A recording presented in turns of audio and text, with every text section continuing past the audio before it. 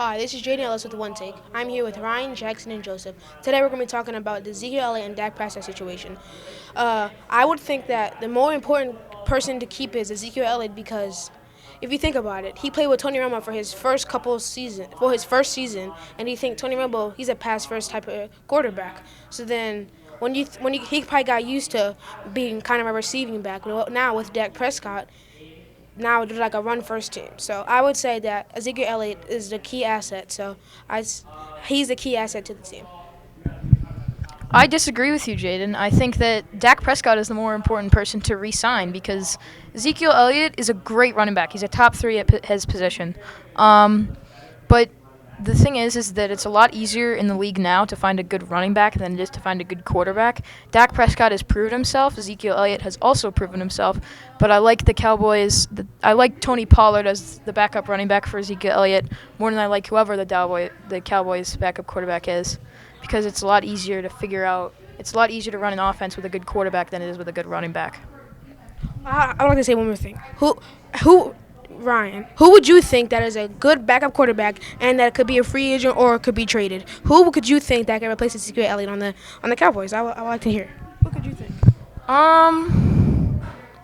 I don't know anyone that would be a great replacement, but I can't think of anyone who would be a great replacement for Zeke because there's not many players that can replace Zeke or Dak.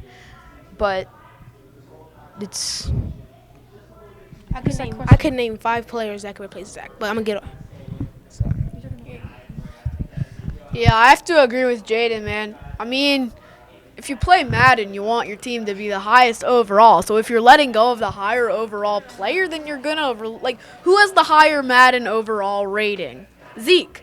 So you want to keep Zeke so it's funner to play Madden. I'm just saying. Carson Wentz has heard saying that he thinks he's better than Nick Foles. What do y'all think about that?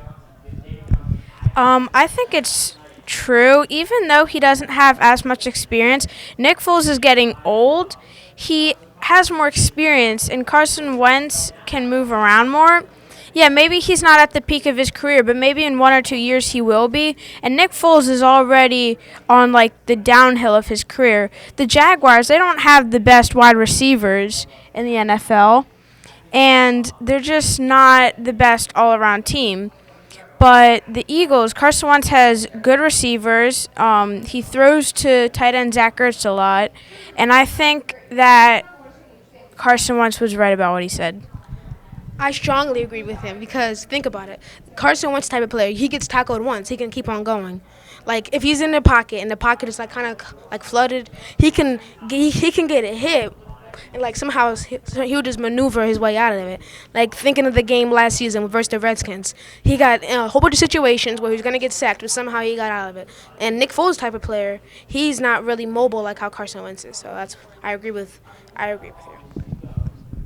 I agree with both of you. I mean, Nick Foles, the only reason this is a conversation is because Nick Foles won them the Super Bowl and he's played with them in the playoffs the last 2 years. That's because Carson Wentz has gotten injured. If Carson Wentz doesn't get injured, we're not having this conversation. That's why I think Carson Wentz still has something to prove, and that if he can stay healthy, he is definitely the better quarterback.